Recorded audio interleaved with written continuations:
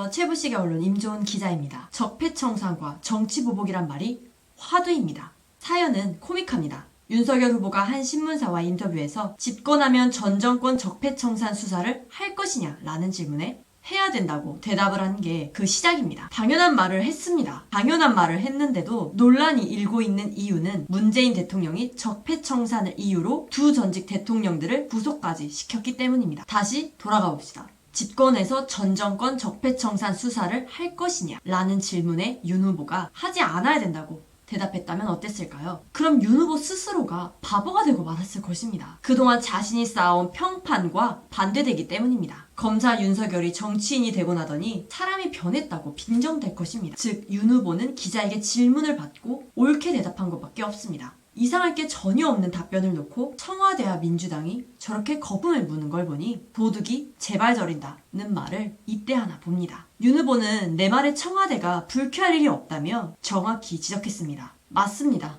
청와대 스스로가 문제될 게 없다면 불쾌할 일이 없습니다. 불쾌해야 한다는 것은 문제될 게 있다는 것인가요? 누구든지 불법을 저질렀으면 처벌을 받습니다. 윤 후보가 특정인을 겨냥해 반드시 감옥에 넣겠다고 말하지도 않았습니다. 말 그대로 문제거리가 있으면 수사가 이뤄질 것이고 그 수사 결과에 따라 법적 책임을 묻겠다는 것입니다. 그런데 그게 왜 문제가 된다고 청와대와 민주당 의원들은 그토록 오버를 하는 걸까요? 적폐청산이란 말을 유행시킨 사람은 문재인 대통령입니다. 그가 집권하고 적폐청산 명목으로 전직 대통령들을 포함해 숱한 전 정권, 전전 정권 인사들이 구속됐습니다. 먼지 털듯이 청산하고 끼워 맞추기 청산 수사를 했으니 억울한 이들이 많이 생겼습니다. 그 적폐청산이란 말은 윤 후보가 만들어낸 것도 아닙니다. 문재인 정부가 만들어내 썼을 뿐이고 잘못이 있으면 같은 룰을 적용해야 한다는 윤 후보의 말에 왜 저 난리일까요? 저렇게 난리를 치는 게 더 수상합니다. 이재명 후보는 페이스북에 정치보복 공언하는 대선 후보는 헌정사상 처음이라고 썼습니다. 그러면서 윤석열 후보를 두고 무능한 복수자랍니다. 정말 희귀한 해석입니다. 윤석열 후보는 정치보복이란 말을 꺼낸 적이 없습니다. 말 그대로 주어진 질문에 옳게 대답했을 뿐입니다. 이런 윤석열의 발언을 정치보복으로 해석하면 가장 난처해야 할 이는